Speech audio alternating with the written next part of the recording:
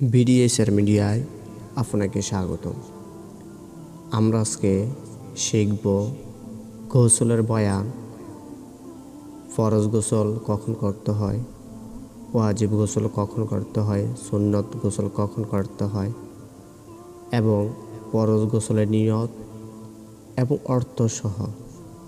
আপনি যদি বিডিএসআর media channel নতুন দর্শক হয়ে থাকেন তাহলে চ্যানেলটি এখনই সাবস্ক্রাইব করে পাশে থাকা বেল আইকনে ক্লিক করে নিন, যাতে করে আমাদের পরবর্তী ভিডিও আপনি পেয়ে যান।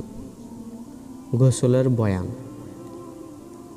পাকি লাভের জন্য মাথা হইতে পা পর্যন্ত সমস্ত শরীর ধুইয়া ফেলাকে শরীয়ত মতে গোসল বলে।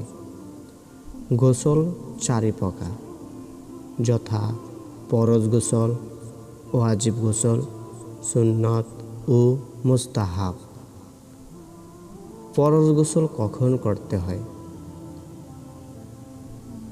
বীর্যপাত হোক বা না হোক, স্ত্রী সহবাস করিলে বা যে কোনো অবস্থায় কামভাবে শুক্রপাত বা মনি বাহির হইলে, স্বপ্নদোষ হইলে, হায়েস ও নেফাসের রক্ত বন্ধ হইলে এবং ঘুম হইতে উঠিয়া শরীরে বা কাপড়ে কিংবা বিছানায় বীর্য বা মনির দাগ দেখিলে, তাহাতে স্বপ্নদোষের কথা মনে না থাকিলেও পাক হওয়ার জন্য গোসল করা ফরজ।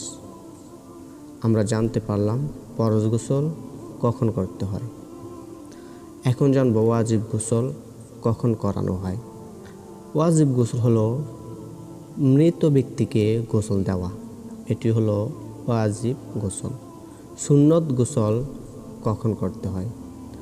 জুমা ও 2 ঈদের নামাজের জন্য গোসল করা হয় হলো সুন্নত গোসল। জুমা এবং 2 ঈদের নামাজ, এই গোসলগুলো হলো সুন্নত গোসল। ফরজ গোসলের নিয়ত।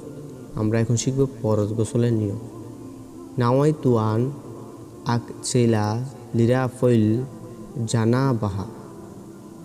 অর্থ, নাফাকি দূর করিবার জন্য আমি গোসলের নিয়ত করিলাম। এই ছিল আমাদের আজকের ভিডিওটি। পরবর্তী ভিডিও দেখার জন্য আমন্ত্রণ রইল।